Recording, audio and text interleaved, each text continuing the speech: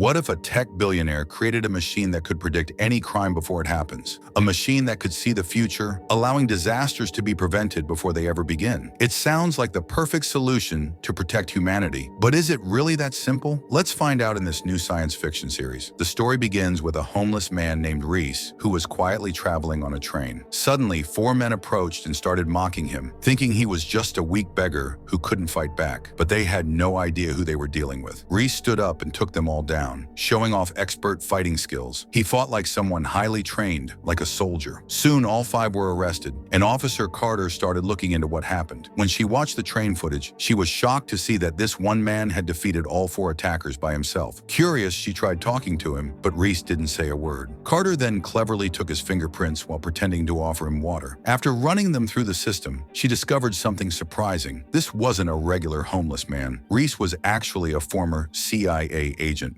wanted by 5 countries. He had completed dangerous missions around the world, but according to official records, he was already dead. Shocked, Carter rushed to question him again, but it was too late. A high-profile lawyer had already shown up, gotten him released, and Reese had disappeared. The lawyer tells Reese that he was released on the orders of his boss, and now Reese has to come with him to meet that man. Soon, Reese finds out that the person who freed him is none other than Harold Finch, one of the richest and most brilliant tech billionaires in America. Reese, confused, asks Finch why he helped him. After all, they've never even met. Finch begins to explain. He tells Reese that he knows everything about him, his entire past. Finch had done deep research and found out that Reese was once one of the CIA's top agents, someone who completed high-risk missions across the globe. But in the end, the same government he served turned on him. They framed him with false charges for their own agenda and tried to have him killed. Reese lost everything: his job, his reputation, and even the woman he loved. That's when he faked his own death and vanished from the world, drowning in alcohol and loneliness. Now Finch wants to give him a purpose again. He has a special project in mind and needs Reese's help. Curious, Reese asks what the project is. Finch takes him to a city center and starts to explain.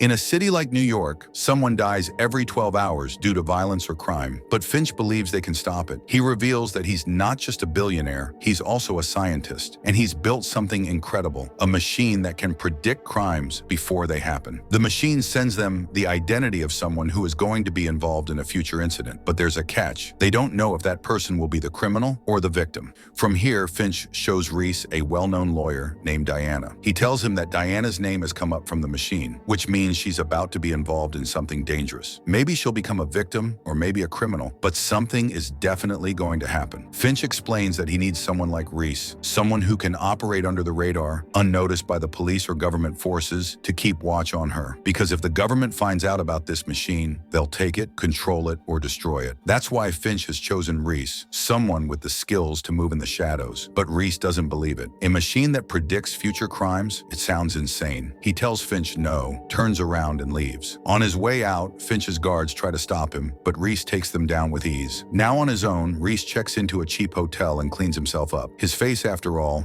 is all over the news, thanks to Officer Carter, so he can't risk being recognized in his homeless look. But when Reese wakes up the next morning, he finds himself in a luxurious hotel room, tied up. He hears screams coming from the next room, a voice, a familiar voice, one that cuts deep into his heart. It's Jessica, the woman he once loved, the woman he couldn't save. Reese breaks free and rushes to the source of the sound. But instead of Jessica, he finds Finch, already waiting for him. Finch quietly tells him, this is the very room where Jessica died years ago. What Reese heard was a recording, a painful memory brought back to remind him what was lost. Finch then says, if I had this machine back then, I could have saved her. I could have changed everything. And now he offers Reese a second chance, not to save Jessica, but to save Diana, the woman the machine has warned them about. If we work together, Finch says, we can stop what's coming. We can save her, maybe even change the future. Finch tells Reese that he will never betray him like the government did. He just wants Reese's help to test his machine and save people's lives, quietly without anyone finding out. In return, Finch promises to pay him a lot of money, but Reese isn't doing it for the money. He agrees to give Finch a chance because he wants to make a difference again. From that moment, Finch treats Reese like a partner. He takes him to a secret lab where he has done all his research. Inside, Finch has access to data from across the country, including people's social security numbers. The machine he built studies people's past and present behavior to predict if someone is about to be involved in a crime. The only problem is, it can't tell whether that person will commit the crime or become the victim. Their first name from the machine is Diana, a well-known lawyer. So Reese and Finch begin watching her closely. Reese sneaks into Diana's home and gathers information information. They check her background but find nothing suspicious. She has no criminal record, but since she's a lawyer, she's likely made a lot of enemies by putting people in jail. This makes Finch and Reese believe that Diana isn't the threat, she's the target. So now they start making a list of people who might want revenge on her, hoping to stop whatever's about to happen before it's too late. First, Finch and Reese identify two people who could be threats to Diana. One is a man named Pope. Diana is currently handling his case. The second is a fellow lawyer named Wheeler, who's clearly jealous of Diana's success.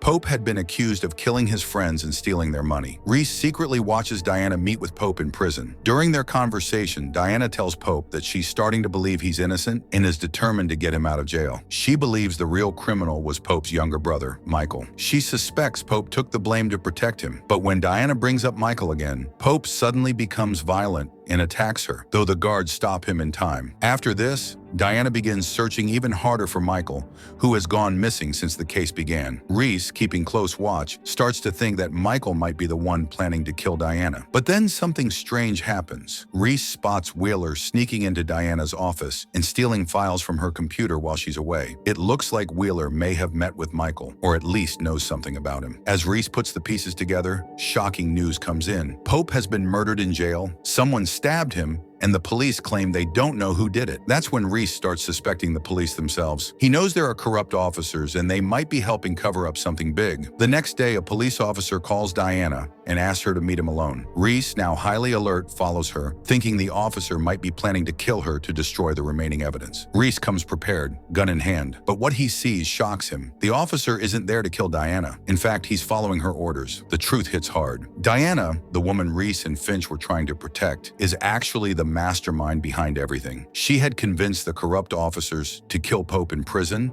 because the police were the ones who had murdered Pope's friends and framed Michael for it. Michael witnessed it all, and Pope took the fall to protect him. But when Pope started changing his mind and Diana suspected he might reveal the truth, she had him killed too, using the same police officers. Now she's trying to find and eliminate Michael to erase the last piece of evidence. The other lawyer, Wheeler, who Reese thought might be involved, was actually trying to uncover the truth. He had started to suspect Diana and was secretly collecting evidence against her, so Reese had misunderstood his actions. Meanwhile, Diana finds out that Wheeler is onto her. She tells the corrupt police officers working with her to kill Wheeler and blame it on Michael, just like they did with Pope. That way they could eliminate both threats and erase all the evidence. That evening, the corrupt officers go to Wheeler's house. Wheeler is about to leave with his young son when the officers show up. But before they can do anything, Reese arrives and stops them at gunpoint. When they refuse to back off, Reese is forced to shoot and kill them to protect Wheeler and his son. The next day in court, Diana continues to fight Pope's case like nothing happened. But then Wheeler plays a recording, one where Diana can clearly be heard planning everything with the corrupt officers. This recording, sent to Wheeler by Reese, exposes Diana as the true criminal. Everyone in court is shocked. Diana's dark secret is out. She's finally caught and badly beaten down, both legally and publicly. After the case ends, Reese meets Finch again, still surprised by how accurately Finch's machine predicted everything. Reese admits he was wrong about Diana. He thought she was innocent, but she turned out to be the real mastermind. If it weren't for the machine, Diana would have had Wheeler and his son killed. Thanks to Finch and the machine, they were able to save an innocent man and his child. Now, before agreeing to fully work with Finch, Reese asks him to tell the truth, everything about who he really is and how he built this machine. Finch begins to explain. Since childhood, Finch had always been fascinated by technology. His father was a wealthy businessman, so Finch never lacked resources. As he grew older, he went on to study at MIT, where he further honed his skills. After college, he used his father's money to start his own tech company, which quickly became successful. In the early days, he only created simple software, but everything changed after the 2001 terrorist attacks, which shook the entire world, including Finch. That's when he got the idea. What if there was a way to prevent such tragedies before they happened? What if a machine could be built to predict crimes and disasters in advance, to save lives? From that moment on, Finch dedicated himself to that goal.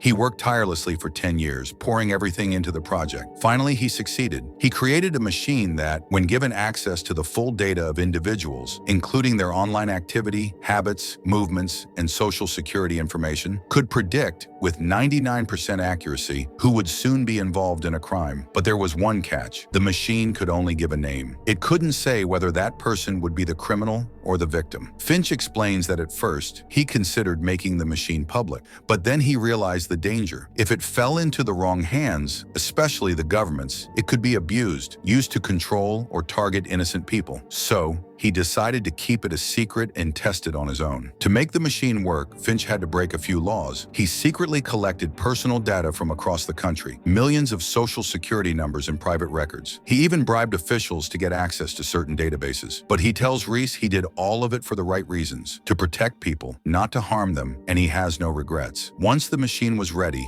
Finch knew he couldn't do it alone. He needed someone capable, someone with the skills to act in the shadows and save lives. That's when he found Reese, the perfect man for the job. After hearing everything from Finch, Reese was fully convinced Finch truly wanted to help people and stop tragedies before they could happen. And for Reese, who had lost his own purpose in life, this mission gave him a reason to keep going. Saving lives in the shadows, it was something he could believe in. The very next day, Finch tells Reese that the machine has produced another name, but this case is even stranger than the last. He takes Reese to a quiet graveyard and stops in front of a small headstone. On it is the name of a 15-year-old girl, Teresa.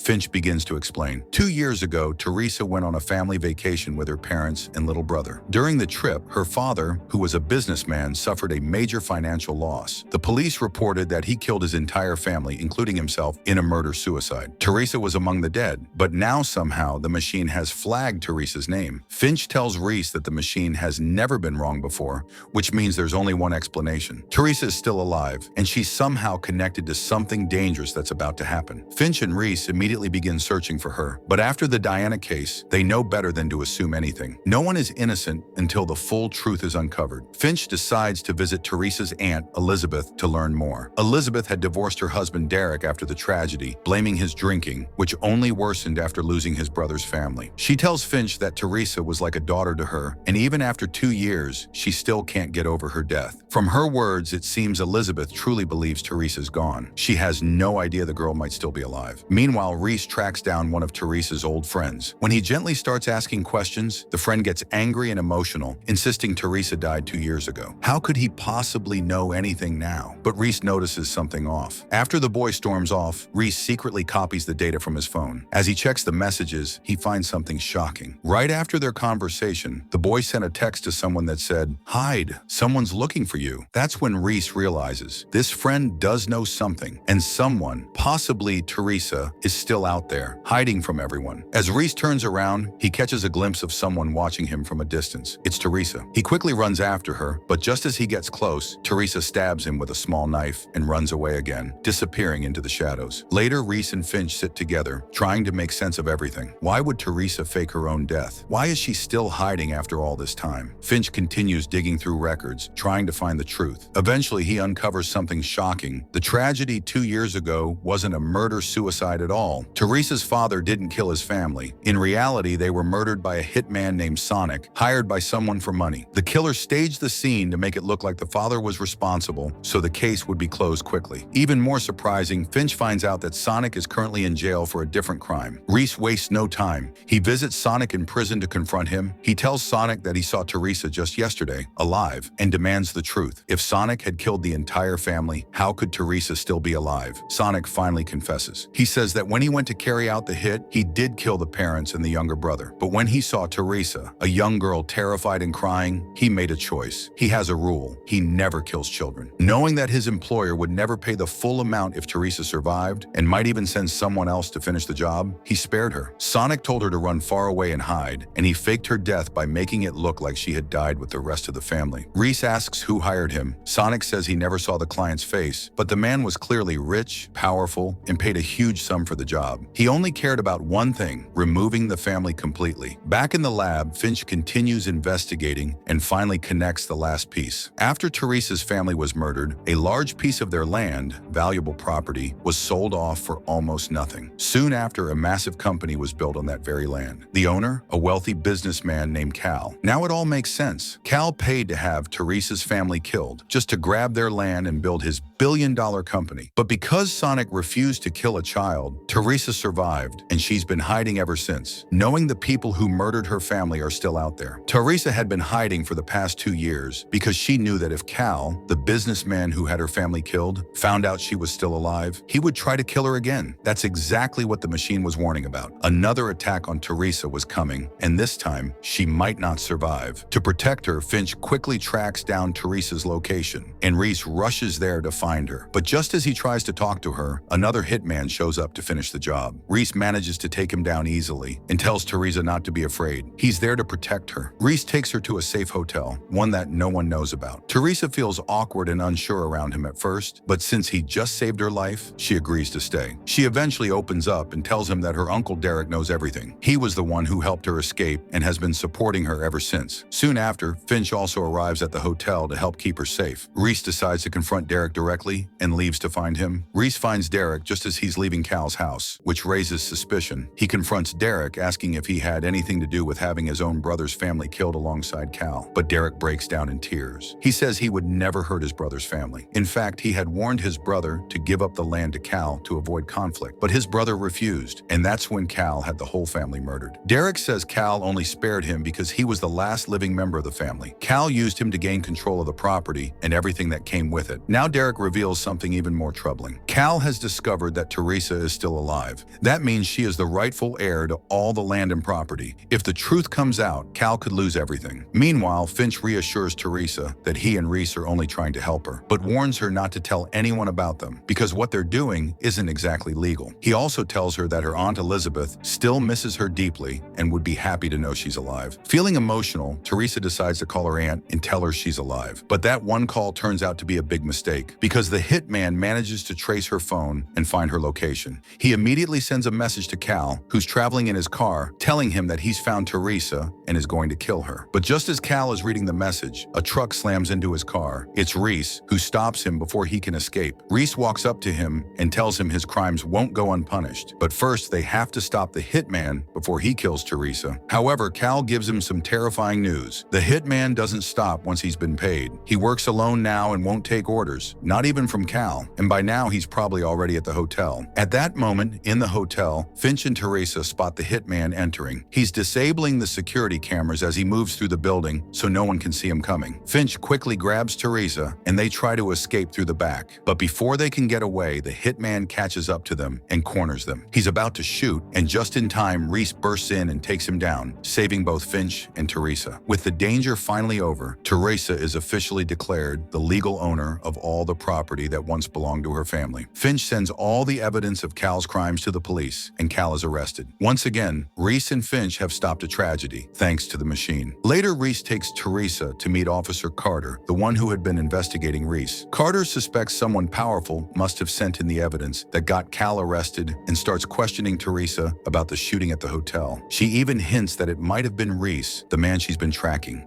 But Teresa lies. She says she doesn't remember anything because of a head injury during the attack. She's just following what Finch had told her. Don't reveal anything about him or Reese to the police. In the end, Teresa is reunited with her Aunt Elizabeth, and she finally has a safe home again. Reese begins to reflect on his past, how he served in the military for years before joining the CIA, quickly rising to the top of his field. At the time, everything in his life seemed perfect. He was excelling at work and still spending time with his childhood love, Jessica. The two had been close for years and their bond was strong. But after a major terrorist attack in America, Reese became consumed by his duties. The long hours and dangerous missions kept him away for years. When he finally returned, Jessica had moved on. She was engaged to someone else. She told Reese she needed a normal life with someone who worked regular hours and could be there for her. Heartbroken, Reese didn't try to stop her. He knew he couldn't walk away from his duty. Soon after, the CIA assigned him a top-secret mission: uncover traitors within the agency who were selling classified information to foreign powers. Reese began investigating alongside his trusted partner Kira. Their search led them to a facility in China where a laptop supposedly held the names of all the moles. Reese and Kira infiltrated the facility and retrieved the laptop, but something felt off. It had all gone too smoothly. Then came the betrayal. Kira turned on Reese, shooting him and revealing the truth. The CIA higher-ups were the real traitors. To protect themselves, they framed Reese. He was the perfect fall guy. He had traveled extensively for missions, making it easy to pin the accusations on him. They even planted large sums of money in his accounts to make him look guilty.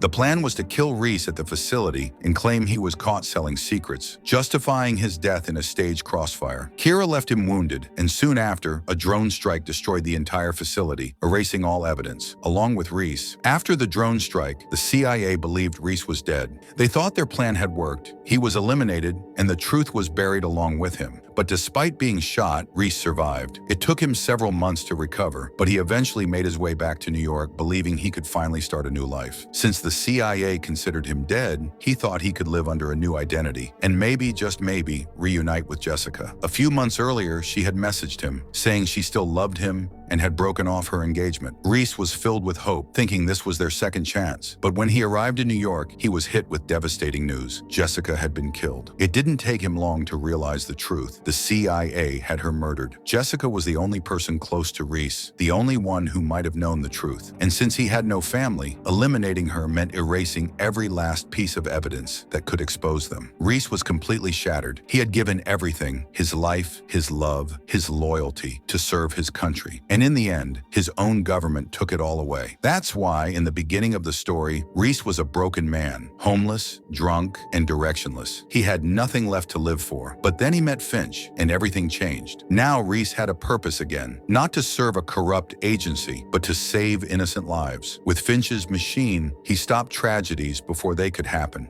He saved Wheeler and his son from being murdered. He protected Teresa and brought justice to those who wronged her family. In helping others, Reese began to heal. Life had given him a second chance, a chance to finally fight for something that mattered. The next day, Finch contacts Reese with a new name from the machine, Judge Samuel Gates, a well-known and respected figure. Reese begins investigating and quickly learns that Samuel is an honest judge. He never takes bribes and always rules based on evidence. But because of his strict rulings, especially against gang leaders, he's made a lot of enemies. While watching Samuel, Reese spots two suspicious men following him. Ready for a fight, Reese prepares to intervene, until the men toss their phones and leave. When Reese checks one of the phones, he discovers a message revealing their real plan. They weren't targeting the judge. They were after his son, who was on his way home from school. Reese rushes to the judge's house, but is too late. The kidnappers have already grabbed the boy. Reese tries to stop them, but one of them shoots him in the hand before escaping. Soon after, Judge Gates receives a call. His son is being held hostage. The caller warns him not to contact the police and to wait for further instructions, or his son will die. Devastated and unsure what to do, Samuel sits helpless until Reese shows up. He assures the judge that he's here to help and won't let anything happen to his son.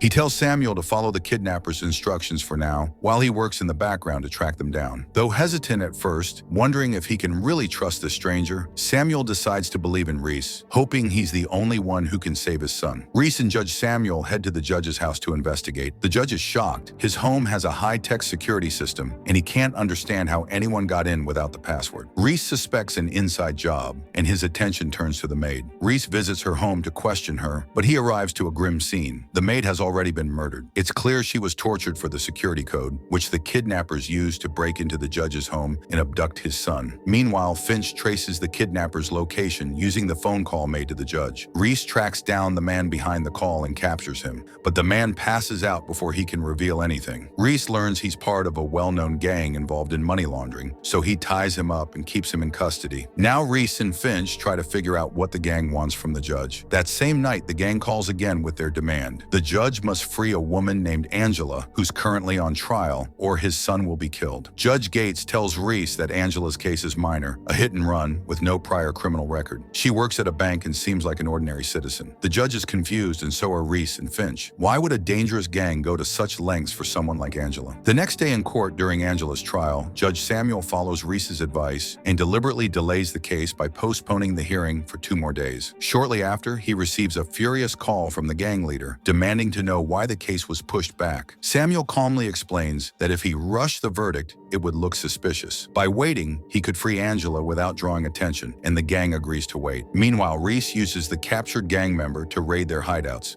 uncovering that the gang is involved in large-scale international money transfers. At the same time, Finch completes his research and finally discovers Angela's importance. She worked as a banker and secretly shut down the bank's security systems for short periods, allowing the gang to move huge sums of money undetected. But after she got arrested for a minor hit and run, their operations were frozen. That's why the gang is desperate to get her out of jail quickly. To gather proof, Finch infiltrates the bank, posing as an engineer, and collects all the digital evidence tying Angela to the gang's illegal transactions. However, despite all efforts, Reese still can't locate the judge's son, even after raiding multiple locations. With time running out and no sign of his son, Judge Samuel, feeling hopeless, frees Angela. Soon after, the gang leader contacts him again, telling him to come to a specific location alone to pick up his son. But Reese knows exactly what this is, a trap. He's certain the gang plans to kill the judge and his son once the deal is done, just to tie up loose ends and keep the truth buried. And just as Reese suspected, it was a trap. When Judge Samuel arrives at the location, the gang leader reveals his plan to kill both the judge and his son and erase all evidence. But before he can act, Reese arrives, holding Angela at gunpoint. He warns the gang leader to let the judge and his son go, or he'll kill Angela, the key to their entire operation. Reese had already seen the gang's hidden money and knew how much they had at stake. Realizing that Reese and Finch had discovered everything, the gang leader panics and orders his men to kill everyone,